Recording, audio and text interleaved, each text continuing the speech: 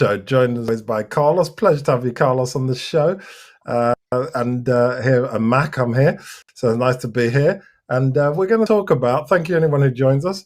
We're going to talk about what's been happening over the weekend. It's been a great weekend of football. There's been some fantastic results, some interesting results, and we're going to talk about the top of the table as well, which is an interesting one as well. So looking firstly at the first games that happened. So the first game, Wolves, West Brom.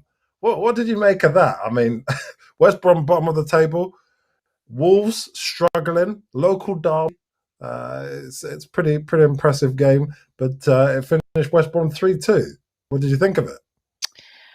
That was totally unexpected, I think, anyway. Especially after the recent performances by West Brom. Wolves, it's true to say, have been struggling ever since Jimenez got his injury. Yeah. And it shows how much they've been relying on him at centre forward. They don't have another centre forward who can replace him. And I think that if they want to not struggle towards the end of the season, what they need to do is in January, this month, before the window shuts, they're going to have to get a centre forward, because I think the rest of the team is okay. Obviously, they're not playing as well as they were last season. It's a bit of the Sheffield United syndrome, only not as extreme as as their case. But I think the main thing is that one, they've lost goal power, and two, even though this game it wasn't a matter of a lack of goal power, it was that they conceded 3. But I do think that Jimenez's absence has hit them psychologically. Yeah, and if you think about the couple of things, there's a couple of penalties, which is crazy. So, Oh, and by the way, if anyone joins, if you're welcome to let us know your thoughts on these games as well, and we'll discuss them, or any thoughts or suggestions about what you want us to talk about. But going back to this game, a couple of penalties. That in itself says it all, really. I think, like you said, Jimenez, he was in the stands, but they've got some work to do. West Brom, Big Sam, is he back? Are they going to do it? I don't know. It's a tough one, that, because they were getting hammered until that Wolves win. And we were discussing, you and I, privately, that this might be a relegation fight too much for Sam Allardyce. It could be this could be the time that he goes down. It could be a relegation fight too far, and the fact is that it's not going to be easy. They were performing quite well until they changed the manager. Now, I'm not saying that things went bad because Allardyce arrived, but the truth is that the final match with Bilic was a 1-1 draw at Manchester City, and they did reasonably well. True that with Allardyce they drew at Anfield, but to stop Liverpool scoring nowadays doesn't seem to be that tough. They can't even score. Look at the stat. They 3 can't matches. Even goal. Who would have 3 thought? matches. Mighty Liverpool. Yeah. Mad, 3 matches. So, it's crazy. So, well, we'll see what. You got to worry for them if they don't get some work done there. They've got to use the opportunity to use their super agent. I know there's obviously restrictions with Euro restrictions and COVID, but they need to find somebody, because, like I said, they will struggle. They won't go down, but the team that was for Europe to this is pretty bad stuff. I don't think they won't the manager though, will they? I don't think so. It would be madness to sack him, I think.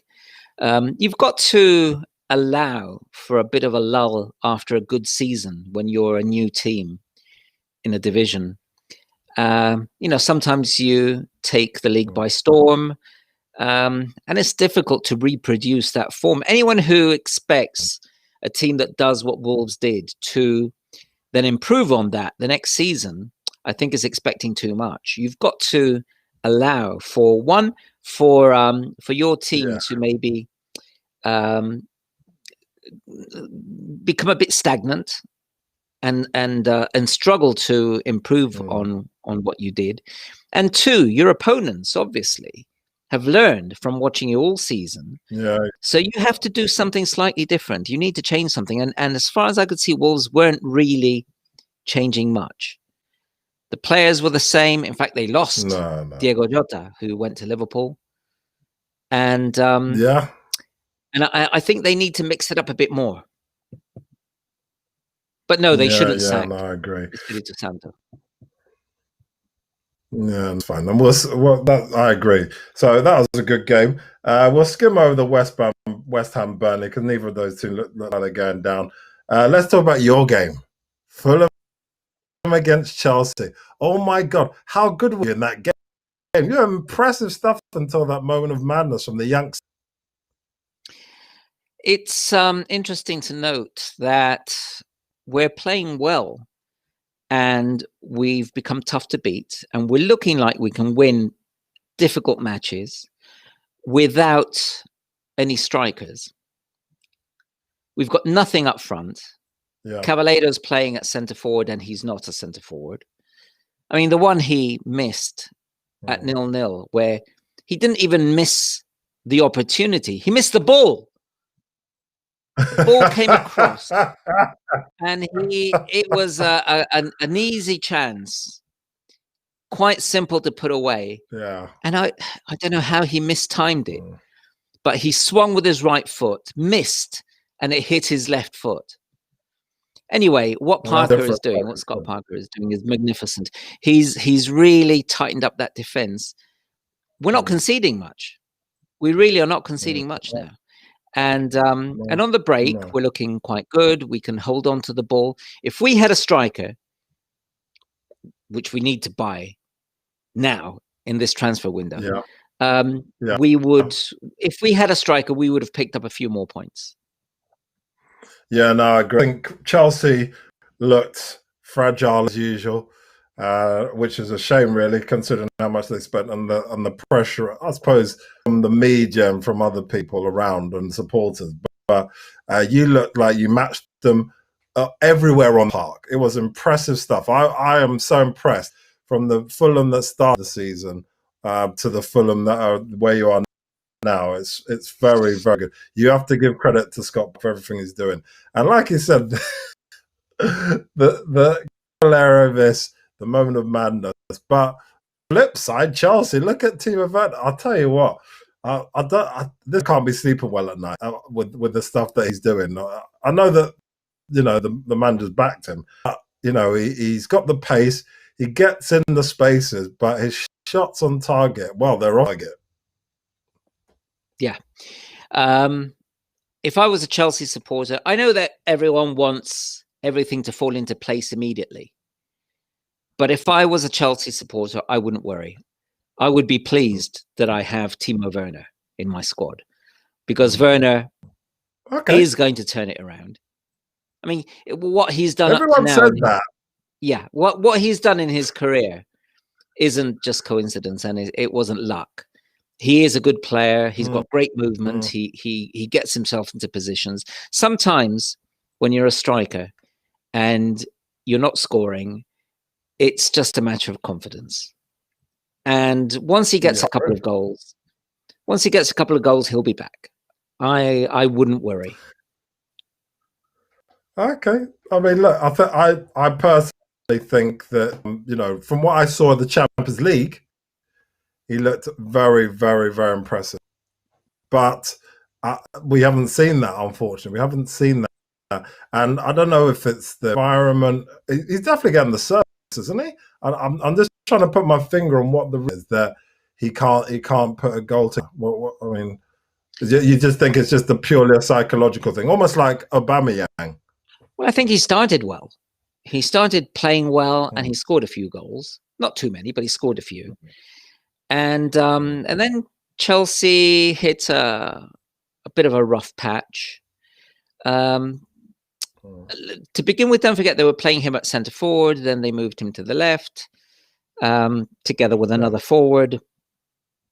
And I think it's just that he needs to obviously get his confidence right. And sometimes a player is too keen and too anxious to impress. And that also might be happening. He knows that everyone's looking at him. He knows that. He's got a big price tag. Yeah. Big price tag. Everyone expected or wanted him to be scoring goals left, right, and centre. Doesn't always happen like that. No.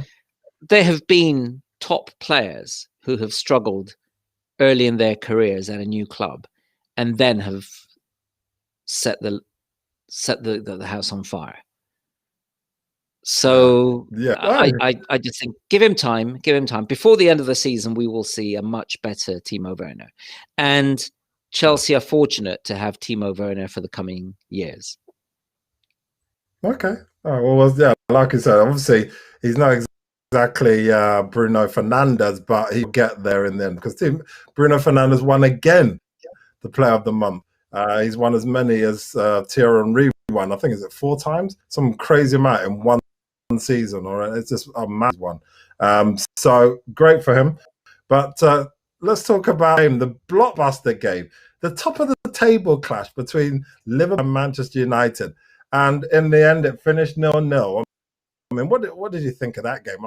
First of all, what's going on with Liverpool? They were at home. When is that? I can't remember the last time that happened. Well, Leicester spoilt the match by slipping into second place before it started, because before the weekend it was first versus second, wasn't it? And then Leicester go and win, and they go to second place, so they spoiled it. And now, of course, I think maybe it might be a draw between Leicester and Southampton, because they play exactly the same, don't they? I thought it was going to be tight, but Leicester are doing well. I think they're third now, because Man City overtook Liverpool and Leicester. And if Everton win the game in hand, then Liverpool go fifth, I think. Yeah, I mean, looking at the table, let's look at it right now. Get into Man City, so Leicester, Everton. Leicester. Yeah, it would be, all Everton have to do is win their game, and Liverpool go fifth. Yeah, Man City win their game in hand, they go first. They go top. They go top. They've got they go top. They've won 5 games in a row, and the rest. So they've obviously got the best record at the moment. And their goal difference, only Liverpool and Tottenham have got the same kind of goal difference. It's pretty impressive stuff. Yeah. But we'll get to Man City. But yeah, the match itself. Well, it wasn't a snore draw. I thought it was a well-matched game. I definitely think Man United didn't take their chances. For me personally, I thought United had the game in their hands. Look, Liverpool were there for the taking. They even have a decent centre-back. You got Henderson then, which is nuts. So we'd like to hear your thoughts on the matter, by the way, on just about what these teams. But I was surprised the Man U didn't put it on them, considering how ruthless they were teams. I thought Liverpool were the better team, and I thought that they looked like scoring very often. But at the end of the game, if you look at the chances, you realise that Man U should have won, because they had the clearer chances. Alisson had to make saves. De Gea didn't. You see, De Gea just made one save that went straight at him, but he kind of dived to make it look spectacular the way he always does. No, actually, the reason he dived was to push the ball further away from the goal. Yeah. But the shots on target were pretty much the same, 3 and 4. But possession, Liverpool had 66, done nearly double the amount of passes. Shots. Liverpool have many more shots. They had 17 against 8, but shots on target, 3 for Liverpool, 4 for Man United. Man U are not good at controlling matches. So this was always going to be a good opportunity for them to win it on the break, because that's what they do best. But at the end of the day, how bad is Marcus Rashford when he's running clear on goal? I don't understand how a professional can go offside. What's going on? And I'm not just saying that because of this game. It's been evident all season because Man U have had lots of chances like that. And whenever United break and he's got either a chance to score or to give the ball to someone running alongside, he always, one, goes too close to the keeper, takes too long and allows the defender to come back. And, he has scored, obviously, from situations like this and will score again. But the number of chances that he's missed this season is horrendous. Scandalous. Yeah. Horrendous. So, and I like Marcus Rashford. I like him. But that is a huge weakness of his. Huge weakness. And he should have... Would you take him over Martial? Would you take him over Martial? Martial, right now, I would transfer. I'd get rid of him. If I was Solskjaer, I'd be looking to sign a player of similar characteristics, quick, someone who can get into the box, but I would get someone who will whose end product will actually be positive rather than what Martial's doing. Okay, fair enough. I mean, look, I think he's been horrendous. People like Martin, Martin, who's been on the show, is in the same space as you. That his inconsistency is so poor. He needs to go. Like Lindelof either, but I think he's another player that's a Marmite player, so we say, for the players. But that's the way it goes. But look, I agree with regards to Lindelof as well. I agree with regards to Lindelof. Fair enough. But look, the fact of the matter is this, and like I said, anyone watching, if you've got any thoughts, let us know. The fact of Fulham not scoring, which is a huge problem. They don't have a decent, solid defense. Van Dijk shows how much they relied on him to get them the title. They don't look like a team is going to retain the title. They definitely don't. And it's going to take nothing of a miracle for them to retain at the moment with the other teams around them. United should have put it on them, but I don't know if there's some psychological thing. But the team that no one was talking about is here, and they are the main talking point. Now, I listened to the pundits last night, and I thought they were absolutely scintillating. But I've talked about it for a couple of weeks. Man City 4-0 against Crystal Palace. How many teams have put 4 past Crystal Palace? I mean, that's the first thing, because they're such a difficult team to break down. But they were amazing, weren't they? Well, Liverpool put 7 past them, didn't they? Oh yeah. No, but I know what you mean. I know what you mean. They're not. I mean, they're a very well-organized team. They're a Roy Hodgson team, and Roy Hodgson teams are generally tough to beat. But I think this season they're not as good as they have been of late. I think. In other seasons, I think they hadn't lost in the last 3 visits to the Etihad, if I'm not mistaken. Yeah, they haven't. They've drawn a couple and won one. Yeah, Man City are back on form, it seems, and they're doing it without a centre forward. They're doing odd things like pushing different players up to the centre forward position. Ferran Torres, who didn't play, he came on towards the end. Gundogan has often been the more forward player. And sometimes it's been Sterling, other times, it varies. Other times it's been De Bruyne. It's more a question of bringing the ball forward and trying to combine near the penalty area in order to create chances. That's more what City are looking for, and that's why they haven't really needed a centre forward. Although I do believe that any team is better with a good centre forward than without. The trouble is Aguero is injured all the time, isn't he? So all the time now. Probably he will go. Probably he will go. I think if it's not now, At the end of the season, I think it'll go, and City will have to decide whether they want a proper centre forward or another attacking midfielder. Yeah, no, I agree. I think he's probably going to go to America or somewhere, isn't he? When he finishes. What I would say about Man City is they've sorted out the defence, and also, John Stones is suddenly becoming a good footballer. I mean, what's going on? Crazy. What happened? I don't know what the hell's going on. This guy has been sell him or flog him, and he said, "I'm not going anywhere," and my contract.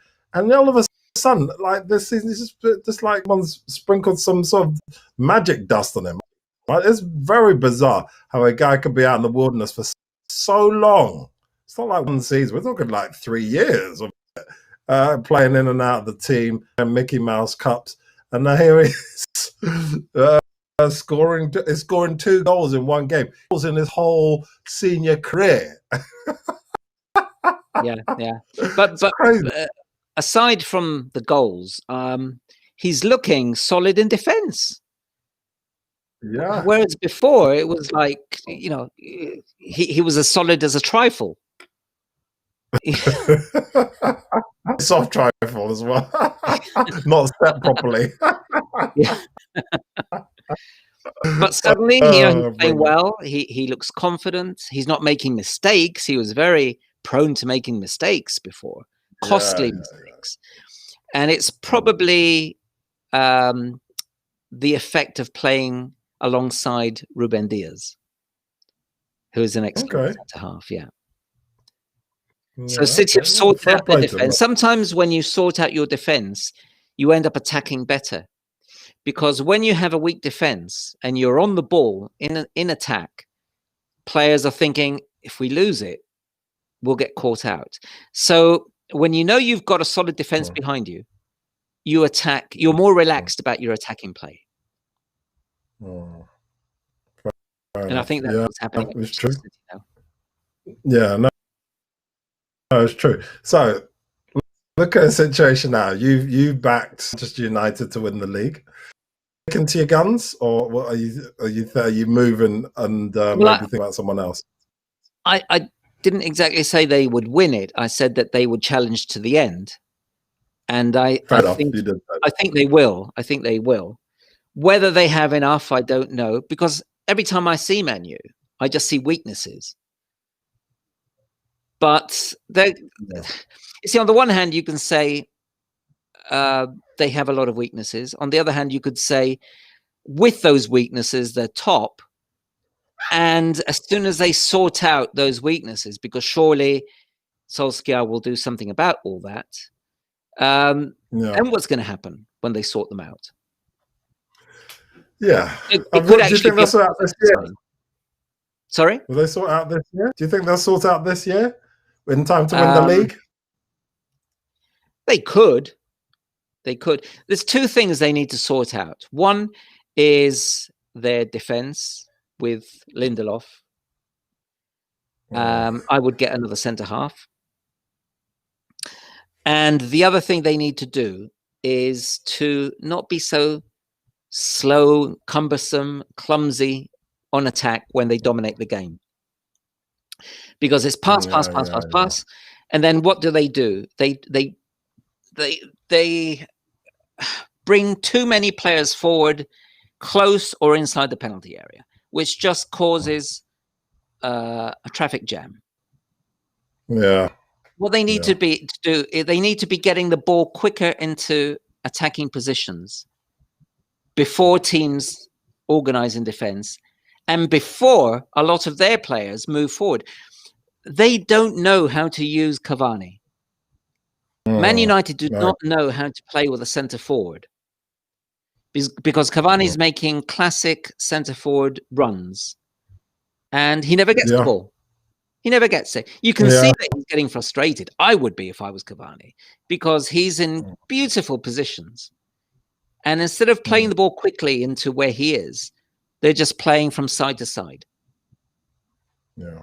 Yeah. I was surprised actually at what I saw because I've seen some of the games that Man United played and they've been quicker moving the ball.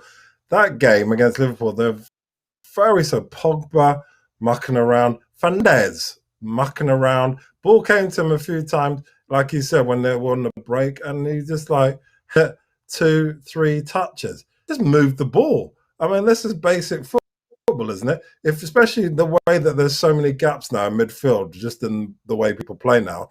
If you just, as soon as the ball comes to you, hit it to the wings and then whip the ball in, then dig, or even run at people and then have a dig and then try and get the ricochet. I didn't understand why they were slowing down play and if they were instructed that way or they just felt that was what was needed to happen. It was very bizarre. Yeah, I agree. They bring the ball so close to the penalty area, as I was saying, that even if you want to have a shot, you're always going to hit the defender. So you have to make quicker decisions. When you're playing up front, speed of thought is vital. The best thing for a defense is for the opposition to take their time in moving the ball, because it just allows you to be organized all the time. Speed, and I'm talking about speed of thought and in ball movement, is key. And that is what defenders hate. And Manchester United don't seem able to do that when they're dominating games. When they have the ball in the opponent's half, it's different when they can run at teams. Cavani does that well. Rashford, even though I said, he's awful at finishing moves, he can create situations because of his speed. Martial has been well off form. Fernandes is good, but the final ball has been poor. I think the last time they did well on the break was away to Newcastle in the final minutes.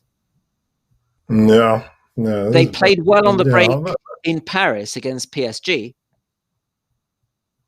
But for the rest of the time, they've been struggling to score. They've won matches 1-0, with goals scored towards the end, and when it's looked like they were going to drop points, they need to pull their socks up. Quite penalties, but not everyone knows that anyway. It's well documented about the amount of penalties, and I tell you your thoughts on that as well. The penalty this week, the Liverpool for that matter, who are well documented as well, getting lots of penalties. There was no penalties in the teams which always get the penalty because they're playing the other big team. That's why. That's right. Exactly. No, I agree. Let's see what happens next week or this coming week, games that they're playing. But it's interesting stuff. So I mean, look, obviously you've made a strong case for Man United. Maybe I definitely, from what I've seen so far this season, and especially in this last couple of weeks, 2-3 weeks, Man City are the team to beat.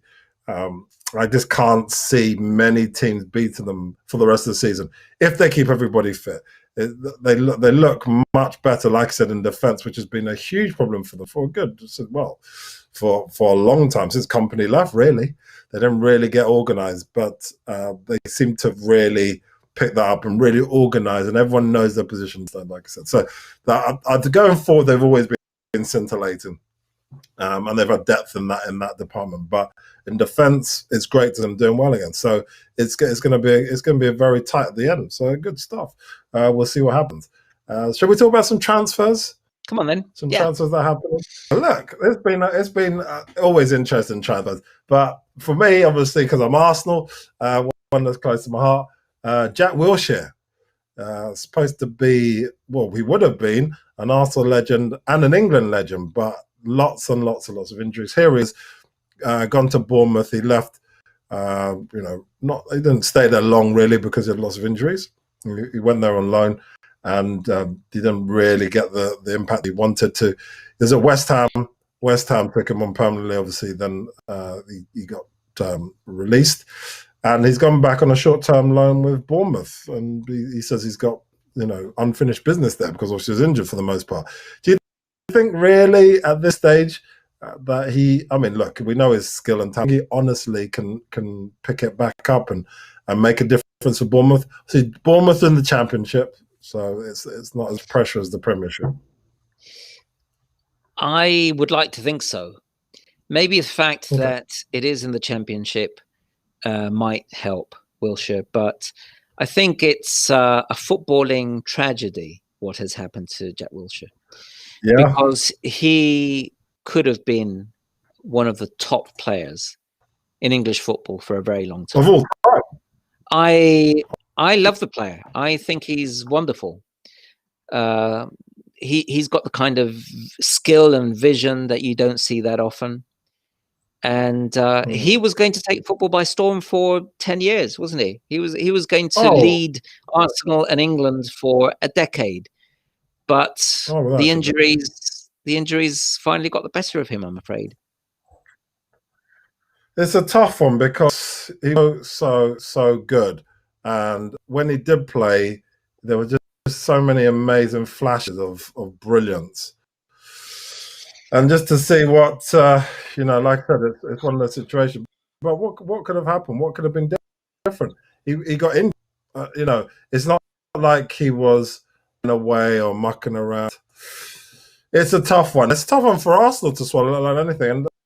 And, we left, with all our blessings. But it's tough when you see a guy of so much talent never really feel his potential. There's been other players like that for other teams as well, for Man United and everyone else, for many teams. But it's just a shame that he just couldn't make it. But, we wish him all the best, right? We hope he does make an impact at Bournemouth.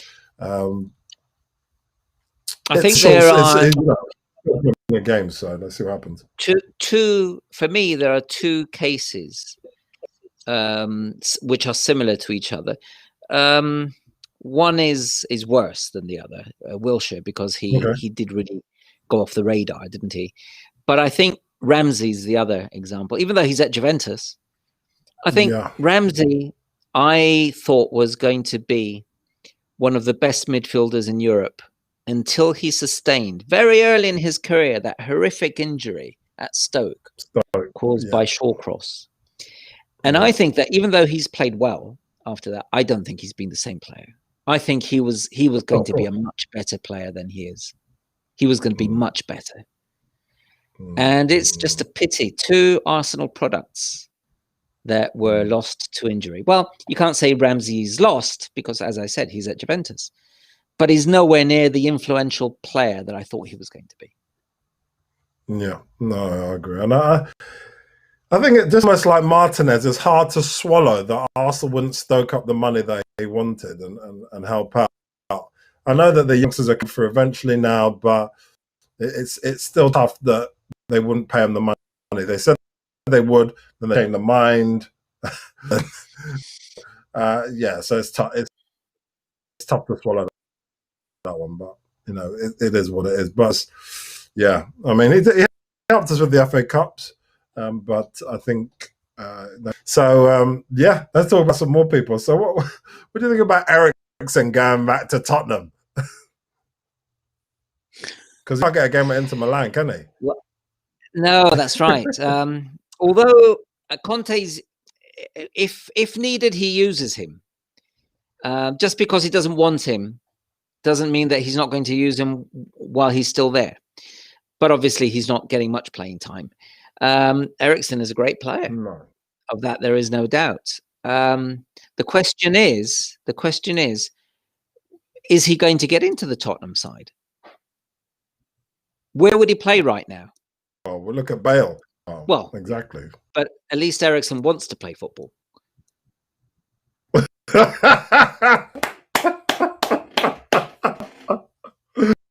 I like that. That's brilliant. I would have thought about Bale situation. That's brilliant.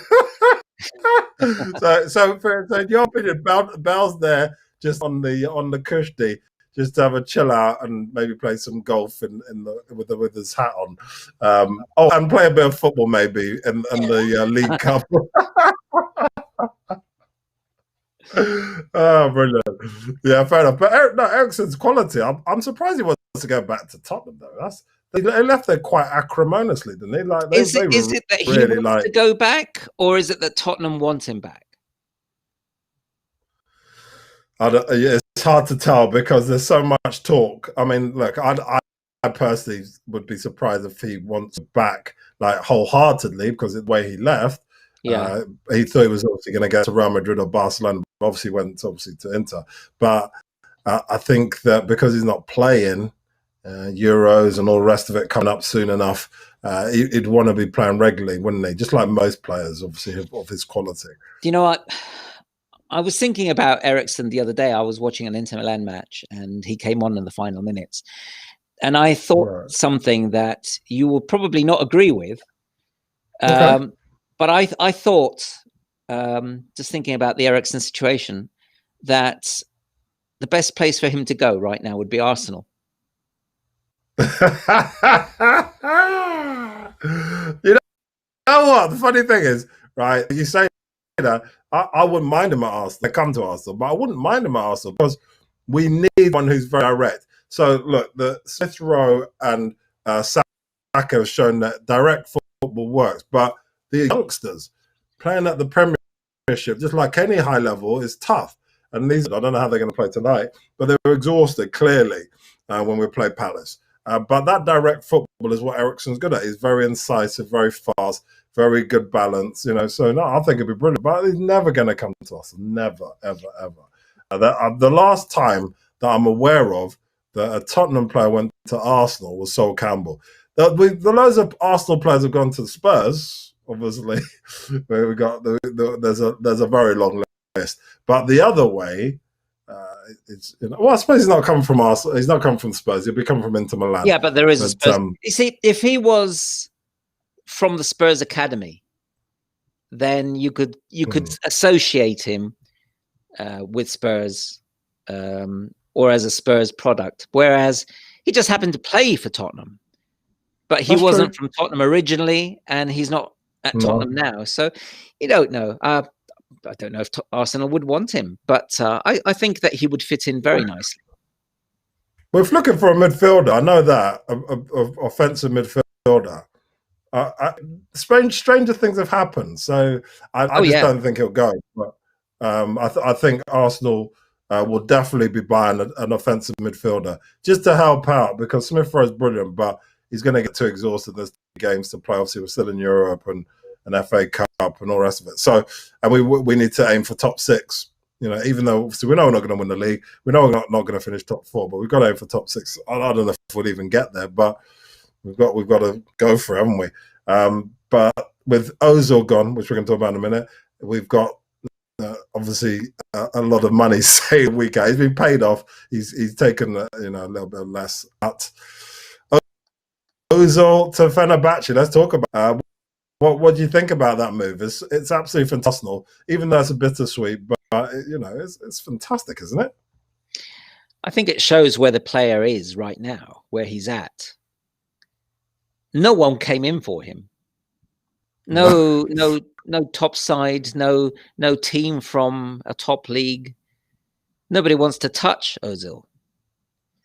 And okay, Fenerbahce, big club, but from a small league. Yeah, and they have Turkish teams have sometimes competed well in Europe, mainly Galatasaray, but generally speaking, they're not going through the best of times. So he's basically gone there just to play easy football, and because he's of Turkish origin himself. So it's like going back home, even though he's German, but it's home from home, isn't it? Yeah, exactly. Of course. I mean, like it's only them, Fenerbahce and DC United. So the MLS, again, where all people make their pension money, really. Quite frank, unless you're born in America, most of the stars have gone there in their plus 30 years or the twilight of their careers. So there's a reason for that. So it's an interesting one. For Arsenal fans, I'm a fan of Arsenal. His career was obviously for us. He was brilliant. The amount of assists they was brilliant. He was part of the reason why we were able to deal with the hoodoo of not winning anything for ages. Obviously, 2005 to 2014. So he's involved in that. So no, that's fair enough. And he's stayed with Arsenal years. I mean, obviously the last couple of years he hasn't done anything. But I think that he should have left when Wenger left. That's personal thought. I think that was the right time. But obviously he was getting paid cinema. They should never have renewed his contract. That's my personal thoughts on the matter. I just cannot understand a player who, because he's earning a lot of money, will choose to sit in the stands instead of accepting a smaller offer from another team and actually get himself on the pitch. Yeah, it is very, very bizarre. I've always found that bizarre. People will sit out their contracts rather than play football, because surely if you're playing football somewhere else, you're going to extend your career. I know that Mesut Ozil he's doing thing and whatever, but you've seen it with lots of players where they've stuck it out, they've done their bit, and then the career is completely finished at the top level. Like I said, they're just going around trying to get a bit of extra money anywhere would take them, which is very bizarre. But it's a different mindset, isn't it? Well, just imagine if Ozil had gone a couple of years ago to, for instance, let's say Borussia Dortmund. I don't know if they were interested in him, but for half the money, he would have been playing Champions League. He would have been playing for a top German side. And if he put in good performances, maybe another top side would have picked him up for more money. Yeah. So at the end of the day, he's doing himself damage. I just cannot understand the greed of some players. They see a big figure and they say, I'm not going down from there. And they won't even consider what effect that decision has on their careers. And really, is it, how much was he on? 350, was it? Yeah. 350 a week. He was on 350,000. Yeah. Would it make any difference to his lifestyle if he lost 100,000? Well, no, not at all. Like you said, and with that kind of short-term mindset, it actually is damaging long-term, isn't it? I think so. But, you probably live exactly the same and as well on 250 than you would on 350.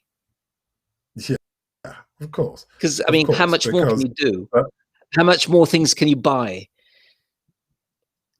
Yeah, exactly. And it's not like he's got like 10 kids. This isn't one small child or toddler.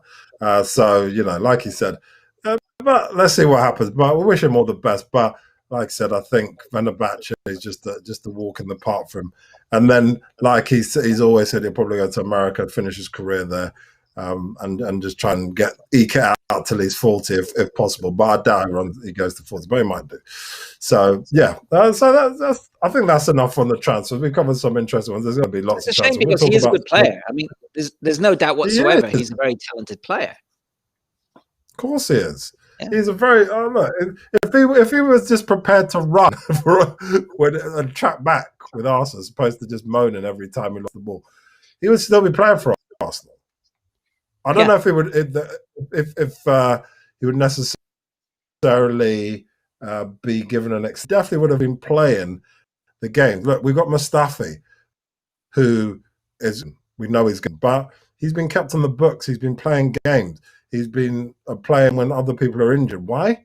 Because he's prepared to do the hard work. And that's the difference, really. That's the difference. And Mustafi apparently is going to Barcelona or somewhere.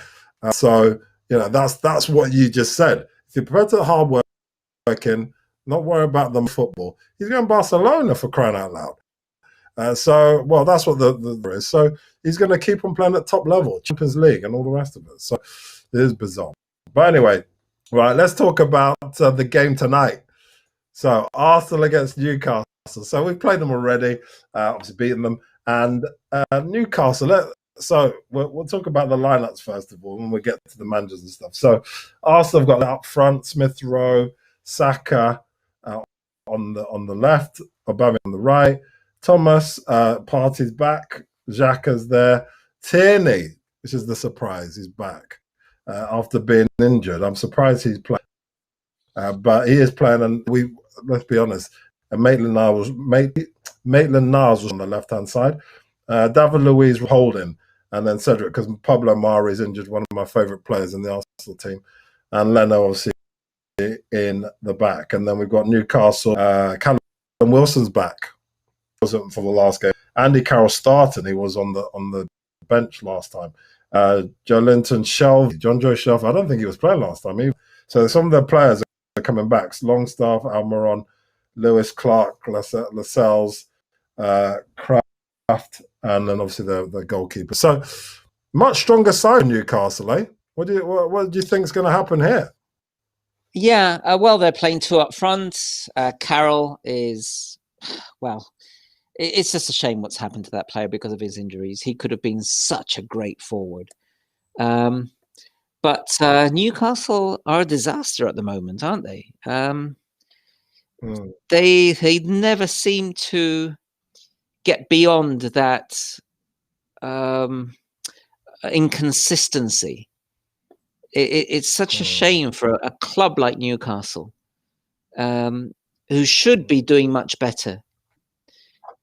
You know, I was going to say they're no smaller than Everton. They've got half the league titles that Everton have won, but they should be as good as Everton. Potentially they're as big, but just bad management. And I'm not talking about the coaches. I'm talking from the top. For decades has punished such a wonderful club with such a wonderful support. I tell you someone who I think is wasted in a team like that, and that's Almiron, who is a fantastic player, the Paraguayan. Great skill, great ability. If Almiron was playing, he could actually play for any of the top teams. Thing is, people probably don't notice him and don't realize that because it's difficult to shine playing for Newcastle. Yeah. But if Almiron was playing Almiron could do a Bruno Fernandes for another team. Really? He could do that. That's high praise. He could do that. If he was allowed to play in that position. I mean, look at Newcastle. He plays wide, doesn't he? And he has to backtrack. Yeah. So if he was playing for, I don't know, Chelsea, behind the two strikers, if they had two strikers. If he was playing for, I don't know, if he was playing for Man City, he would be outrageously good. You're right. Wow. Well, never know. Always the cream rises at the top, and I'm sure seen it before. If he's really that good, that he'll get picked up. So yeah, but it's where they're at, Newcastle, and unfortunately, like I said at the top, they've mismanaged it. They've been trying to sell the club forever. He's obviously clearly asked for too much money, and it's just going back and forth. And it's I think it affects everybody from Steve Bruce to the players because no one really knows what's going on, and it's been like that for so long. But they're definitely not getting down, are they? That's the first thing we need to talk about. Do you know something? I wouldn't be surprised if they put a 10-match losing run.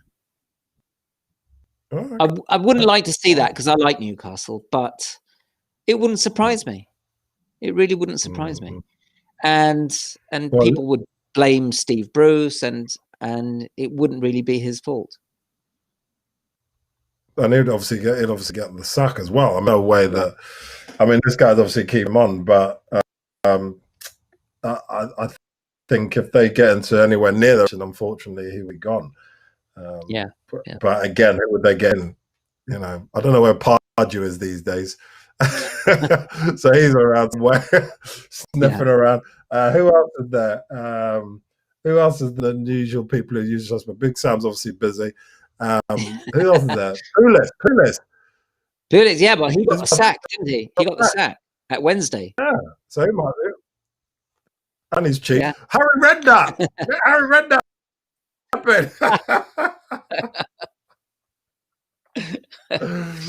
He might do a job or not. Anyway, nice to see Tierney back. Tierney is a very good player. Yes. Yeah. No, What is Scotland going to do at the European Championships with Tierney and Robertson? Who's going to play? Or will they fit in both players by changing someone's position?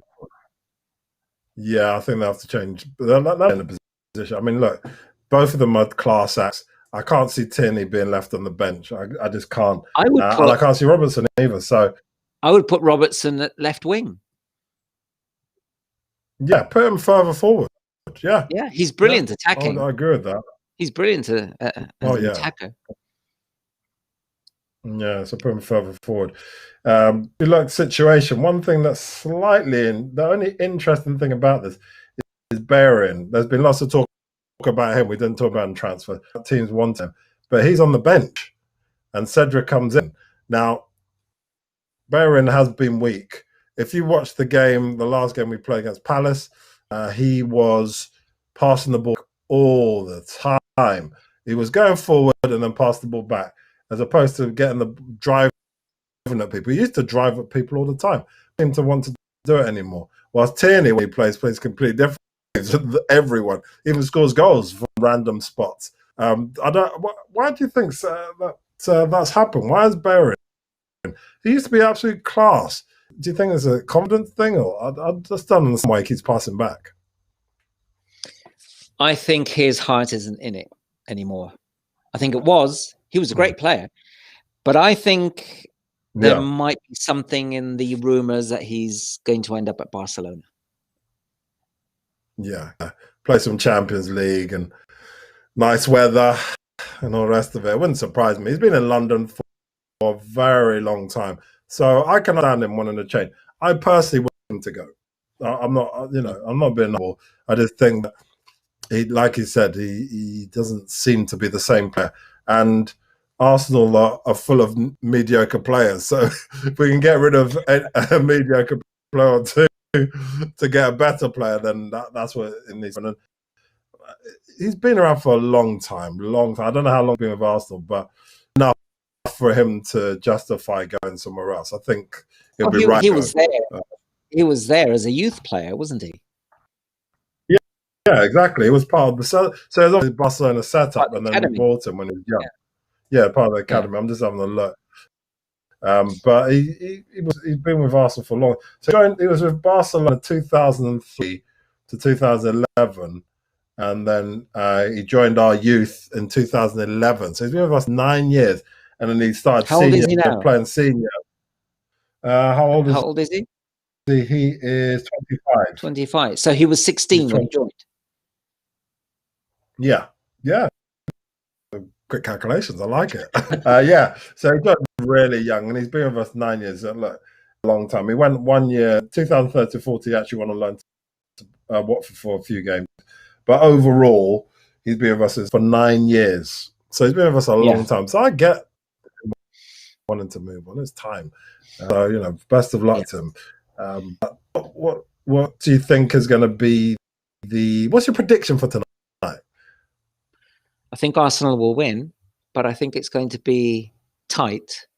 The FA Cup match was tight, wasn't it? It had to go to extra time. Yeah. And in fact, Newcastle nearly won it. Carroll had a great chance. I think it fell on his right foot, didn't it? I think. Yeah.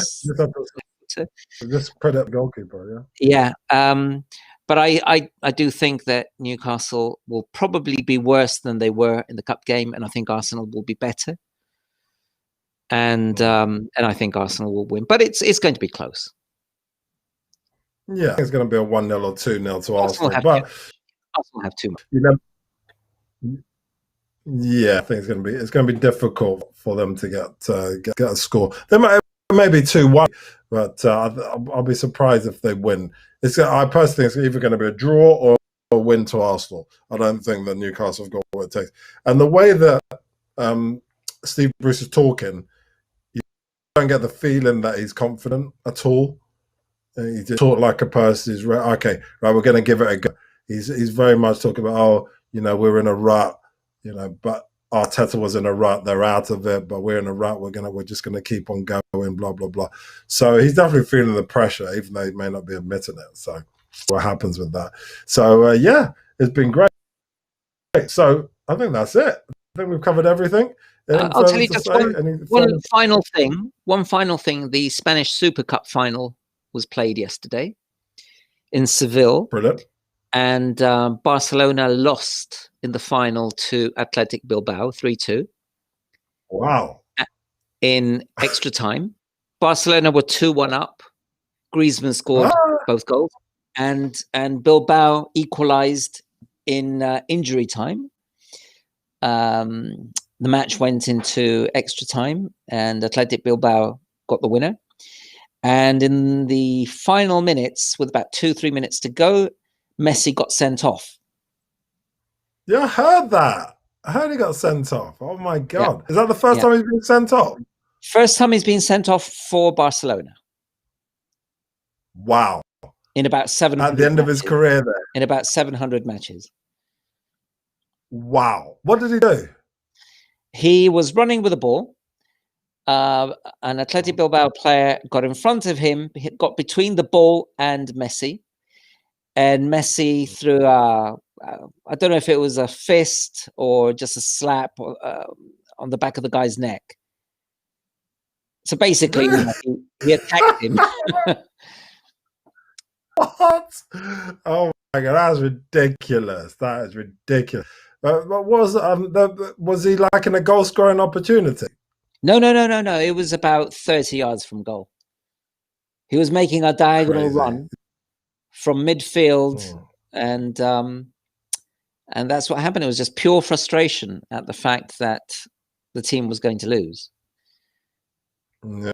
It's, I mean, that's nonsense. I mean, I suppose he's the sore loser, eh? What's your thoughts though on him? He's definitely not going to stay? Is he? Is coming to an end there this summer? I don't know. I still think he's staying. Now, really? There's a situation that is going to make things a bit complicated, and that's that next month, Barcelona were due to have the presidential election. But because of COVID, it's been called off. It's been put back. So if it had gone ahead, then Messi would have known who the chairman was, what the plans are, who they're going to sign or try to sign, and that would help him make a decision. But now everything will be up in the air until I don't know when. Okay. I mean, his contract finishes in the summer, so I suppose just hang around and wait and see what happens. So, yeah, we'll see what happens. But yeah, that is crazy. That is crazy. Yeah, send losing a cup, tough times. And what about the manager, Barcelona manager? Is he gonna? Is he gonna stay? Do you think he's gonna get the sack, or wait? They're gonna wait till the summer to get rid of him. I think it would be too early for him to get the sack. He only just joined, practically. But things are not going well for them. I think Koeman made a mistake. I think Koeman should have stayed with Holland until after the Euros. And what he's done now has done him no good because he's not succeeding at Barcelona yet. And it's done Holland no good because they've gone backwards ever since he left. Yeah. So it was a bad decision all round, I think. Oh, well, people made a decision, don't they? And I suppose you live and die by those decisions. So there you go. Yeah. But it's one of those. By the way, Athletic Bilbao beats Real Madrid in the semi-final and Barcelona in the final. Wow. Where are they in the league?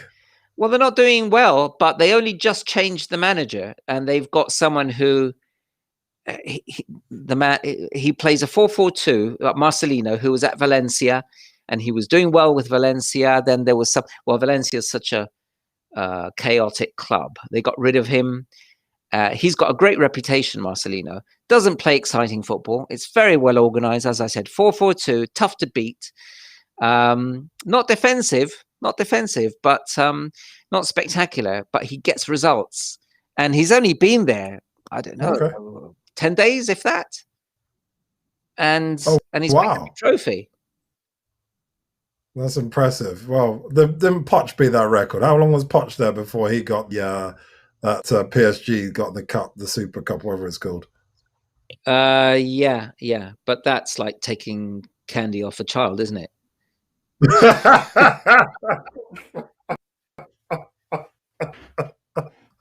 Yeah, it's just as a walk in the park, wasn't it? Really, he just had to turn up. He got a dog sitter there. They still would have won.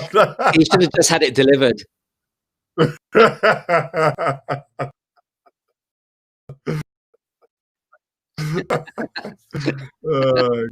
There you go. Anyway, it's all good stuff. Brilliant. Right. So I think that covers everything. So yeah, brilliant. So thank you as always, Carlos. Brilliant. Pleasure. About everything it's about. So yeah, it's been wonderful. So yeah, look, anybody watching, thank you for watching, and we'd like you to leave some comments. Let us know what you think. Let us know if there's to talk about. But we're always going to be talking about what's been going on with the Premiership teams and anything in the news that's been going on. Also, at the moment, obviously, there's transfers. So as long as the transfers window is open, we're going to talk about it. Monday Night Football is pretty much here to stay with all of the games at the moment. So, got a message. Oh, there you go. Hello, Soccer Fool. You all right? Yes, we could ask him how much he has seen. Yeah. So, how much have you probably just joined in? Oh, have you just done a conversation? Well, thank you for joining, Soccer Fool. We hope you join us again. So yeah, no, it's been brilliant. So yeah, look, it's been. Thank you and hello to you as well, and hopefully you join us again. But yeah, like I said, what team do you support? Oh, well, I'm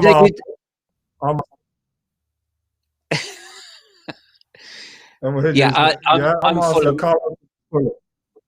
Carlos is Fulham. Who do you support, Fulham?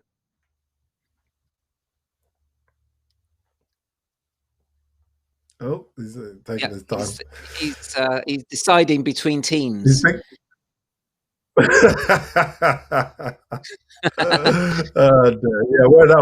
like I said, I'm Arsenal. Carlos is Fulham. So both London teams, both group in London. So that's our teams. Here we go. Oh, PSG. Well, we were just talking about PSG. Yeah. PSG. Well, any thoughts about them, Carlos? You want to say? Well, yes. What I would say is that PSG are in a difficult situation now because, of course, they must win the league. With Pochettino, I think they'll manage to improve the situation. Obviously, Lyon are top of the league, but PSG, see, ever since the money came in from, is it from the Emirates? So I can't remember where the money's coming. Yeah, somewhere in there. Yeah, somewhere in the Gulf. The situation has changed altogether. But I will tell, the chat is delayed, so it takes a while to display. Okay. I remember PSG in the 90s when they had a very, very exciting team. They beat Real Madrid in European competition. George Weah used to play for them, who then did very well for Milan. A Brazilian midfielder called Valdo, who was excellent, fantastic quality in midfield. And that was when, obviously, they didn't have the advantage of the money. But now they're trying to challenge the top teams in Europe. And I would like Soccer Fool to tell us what he makes of Neymar, because, as you know, I'm not a fan. Yeah, because they haven't won the Champions League. They've not won it yet. And Neymar's been there not like 2 minutes. So he's been there a couple of seasons, hasn't he? I would sell him, get a lot of money, because someone will pay a lot of money for him. And then buy 2 or 3 players who will strengthen the team. Yeah, no, I agree. I think about where would Neymar go? Would he go back to Barcelona? Where would he go? There's been talk of Barcelona taking him back. Apparently, he would want to go to Barcelona, but you see, there's a new situation. Well, not that new. It's been mentioned before, but it's been mentioned again recently, and that is that Neymar might stay at PSG and Messi might go there. Yeah, makes sense.